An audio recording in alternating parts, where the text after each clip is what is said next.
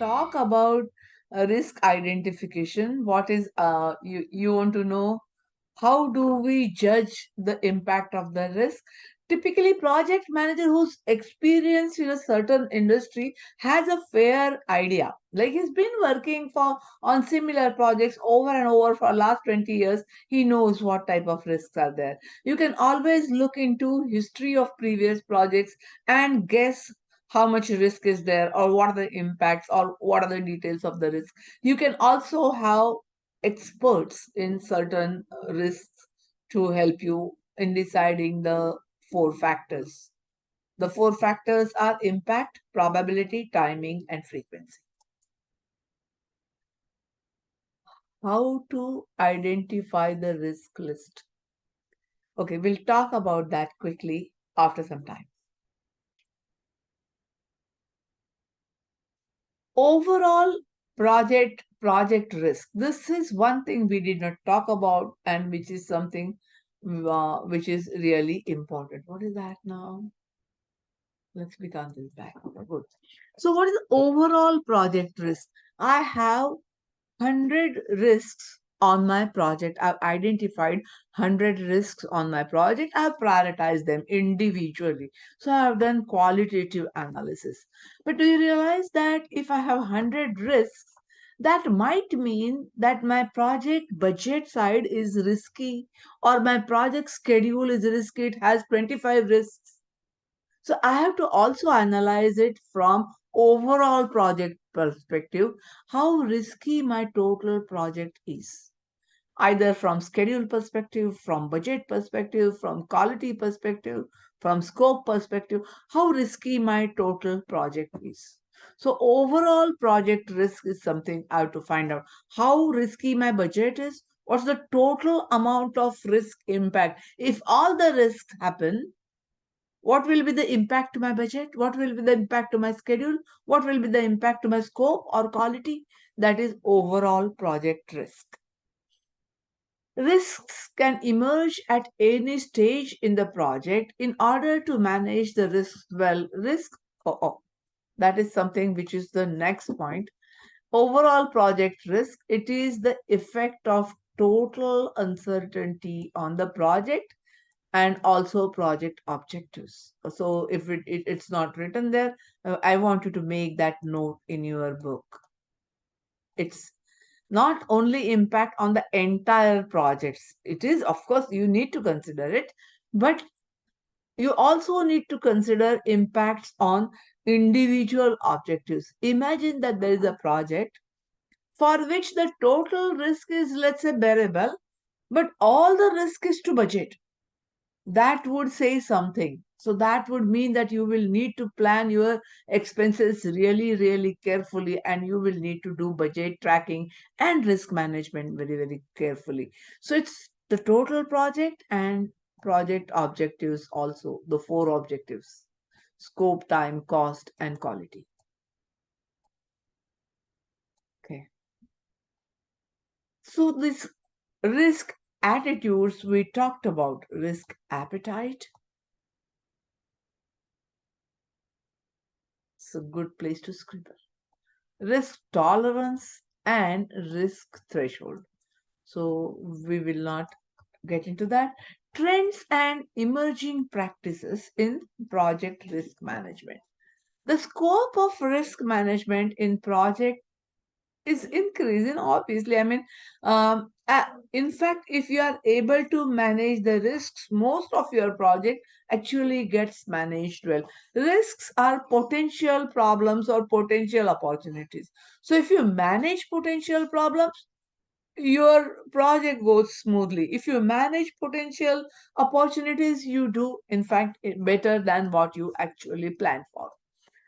We have defined risk as an event which might occur. There's a chance that an event might occur. But there are some risks that are not necessarily event based. They are called non event risks. Most of the times, uncertain events that pose a risk to the project are identified, but non event based uncertainties may also trigger risks. It is increasingly recognized that non-event based risks also need to be managed. There's no doubt about that. If it's a risk, let it be event based, let it be not event based. You will need to manage it. As a project manager, it's not that your role is to manage only event based risks. There's nothing predefined. Anything that goes wrong on your project, you are squarely responsible and accountable for that. Okay. So, what are two non event? There are two categories of non event risks. One of them is variability risk. I will write non event or NE here. You can also do the same. And ambiguity risks. These are also not event based risks. So these are the two categories of not event based risks. So what is the variability risk?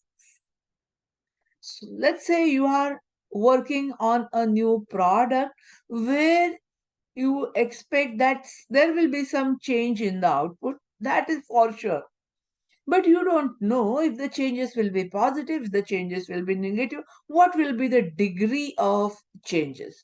So that's not an event. Some changes are going to be there. That's 100%. So what is the range of changes? For example, let me see if there's an example, or we'll think of an example of paddy farming. When uncertainty exists about planned event or work or decision, the risk is variability risk. For example, productivity may increase or decrease. You are planning to get new machinery. You are planning to modernize your new or your old mill. You have a textile mill which has been there since 1925. So you want to have modern machinery so that it will produce better textile. Now, productivity, if you have newer machines, will change definitely. It will not be what it was. But how much it will change? Will it increase? Or the staff that you have, they're not capable of working on this new modern machinery, it may not increase, it may actually decrease. So some change you know will happen, but you are not sure what will happen. Will it go down? Will it go up? If it goes up, by what level it goes up? So these are variability risks. I'm a farmer and I'm trying out a new variety of rice. I know that new variety of rice is going to give me a different yield. I don't know how big or how small. So variation is expected, and that variation is going to hit me either positively or negatively. But I don't know whether it will happen, how much it will happen. So that's a variability risk. And the second non-event based risk is something that all of us have suffered with: ambiguity risk. People mean something, they say something, very unclear in communication. You think of it in one way, they say in another way. So typically, if I tell you about SAP implementation, in SAP implementation, there are various functional modules. So materials management is one of the modules where we take care, or we implement SAP in the stores and godowns. Materials management, you can say there is a sub module. Actually, it's a different module, but it's almost sub module, very tightly related to materials management, is warehouse management, where you actually keep the stock in bins and do the bin management. So, in one of the organizations where we were implementing SAP, the stakeholders, seniors, upfront initially said that we don't want you to implement SAP everywhere. We want our finance, FICO, we want our production, sales, and stores. Only these four things under SAP. Rest of it we'll see what to do. We were ready for that. The contracts were made accordingly. The team started working. More than halfway through, the store's head started asking, How are you planning to manage the bins? Bins? That's a part of warehouse. So yes, that's a part of warehouse. We have a warehouse. We are a chemical company. We have a warehouse. And as a part of our stocks, we need to do warehouse management. But our contract is only about materials management, stores management. It's not about warehouse management. But that's one and the same thing. So we had a big fight there to help the customer understand that that's not one and the same things. So that was ambiguity. They said they felt that stores would include warehouse. For us, those were two different things. It would be an impact which was worth of maybe 30-35% of the total project cost if we had to bear it. So that is ambiguity. When you are planning for risks, other things that you need to take care of are project risk resilience, budget and schedule contingencies, the flexible processes in project. I'm going to talk about each one of them, just checking how many are there. The project team should be clear about the goals, frequent review of risk triggers, clear stakeholder input, and integrated risk management. Okay, so what's project resilience? What is resilience, first of all? What do you mean by resilience? Uh, can somebody tell me technically what does resilience mean? Now, let me see who can help me. Amol, can you? I can see you as the first person on my screen, so I'm asking you. What is resilience? What do you mean by resilience? It doesn't have to be technical definition. Understanding is good enough. Flexible little bit. Okay. It's not, what you're trying to say is it can bend any way which is in the interest of project. Yeah, Not, yeah. yeah. Okay. Anything more? Anyone? Let me see. We talk a um, lot about Adapt resilience in to these how days. No, go changes. ahead, go how ahead, go ahead. how good you are in taking impact in the sense. Neelish, not able to hear you clearly. Can you please Adapting to changes, like difficult to changes, such kind of thing. adapting to changes? Okay, that's a characteristic of resiliency. Uh, okay, let me see if there's something on the chat. Ability to get back to normal after adversity. That's it, actually. Being able to bounce back to your original shape and size. If you know, steel is one of the most resilient materials. If you have a steel scale, a ruler, try to bend it and leave it. Once you leave it, it'll immediately spring back to its original shape and size. That is resilience. So, in spite of adversities, springing back to your original situation, that is resilience. And what PMI is saying, what PMBOK is saying, is you should build your project in a way that it should be resilient. A very good advice to give. But how do they actually tell you what are the some ways that you can think about? It should be planned in such a way that the project to develop project resilience. Budget and schedule contingencies need to be planned well. See, you are planning to help your project spring back to normal, not get affected by adversities. So, you plan for those adversities in anticipation. Plan for contingencies, something that might happen at the last moment. So, let your project have a good buffer, good reserve. It can be time buffer, it can be cost buffer. The project processes, these two are most important ways in which you can do it. And the third one also, of course, but that's true about everything. Coming to the second one, the project processes should be flexible enough to cope up with emergent risks while maintaining overall project goals. So don't stick in absolute terms to your processes. Be agile in that particular area. Doesn't mean that your project life cycle has to be agile. Be agile in your thoughts. My project's process says that you should be documenting all the work and creating those manuals as soon as you complete the deliverable. That is a process set by the PMO, and we have to answer the audits.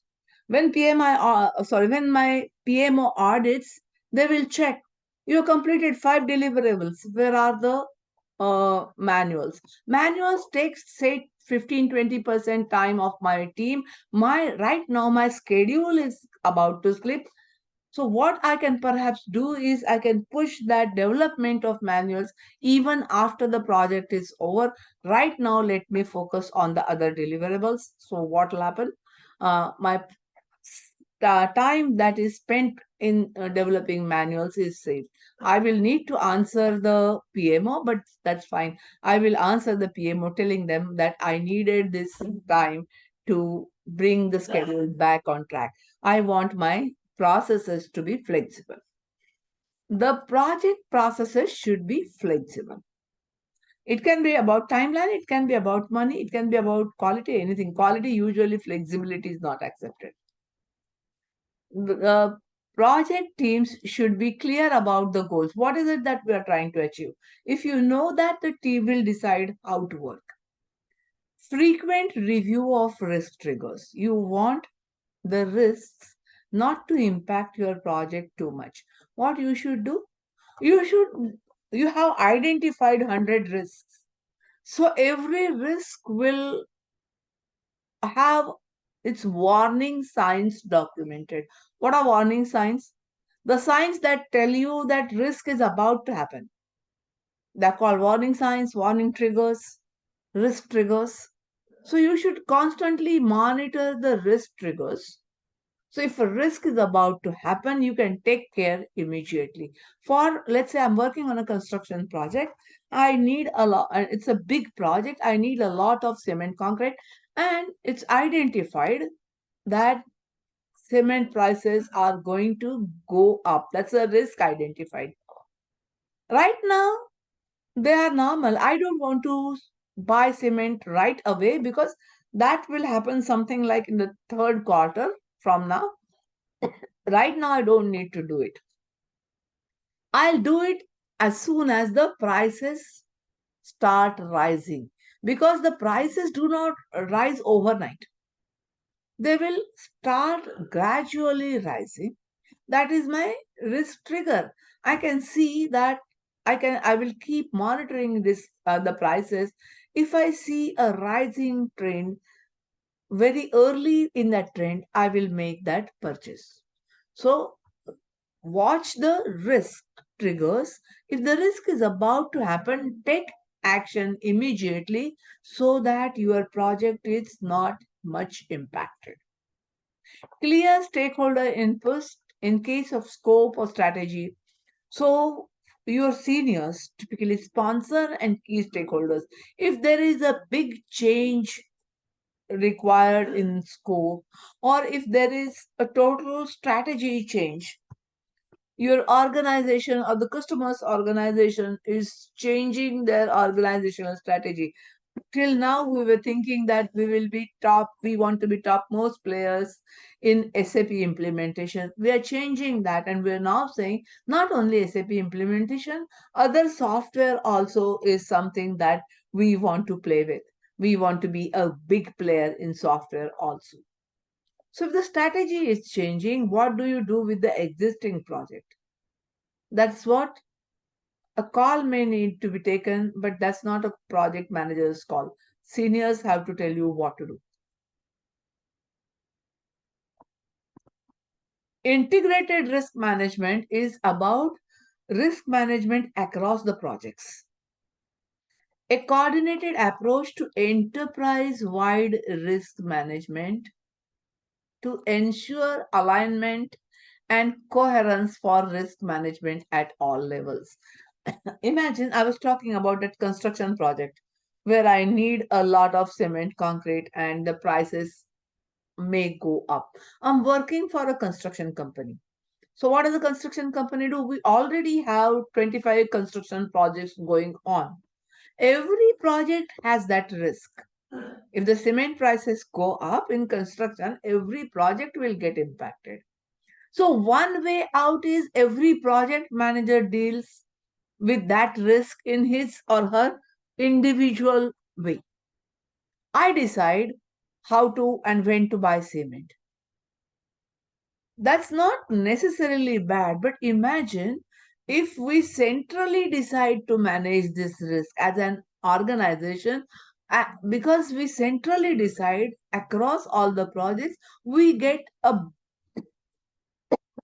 sorry big negotiating power, big bargaining power, to be frank enough.